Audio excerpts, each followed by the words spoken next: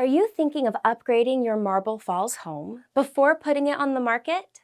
Consider a roof replacement to make your home more attractive to potential buyers and boost its value. However, many homeowners may wonder how much a roof replacement increases their property value.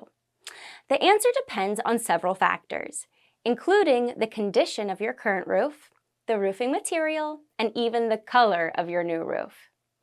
If your roof is in pretty rough shape and has seen one too many Texas thunderstorms over 2 decades, a roof replacement can be a major selling point that boosts your home's value and appeal. But if your roof is only a few years old and works as it should, a new one just isn't necessary. It's costly. For the best return on investment, only replace your roof if you really need to. What material are you going with? Legacy Roofing Pros provides 3 durable, top-quality roofing materials: asphalt shingles, metal, and tile roofing. Asphalt shingles are affordable and easy to install, lasting 15 to 20 years. Metal roofing is an increasingly popular option, lasting over 50 years. Tile is among the longest-lasting roofing materials, lasting 100 years.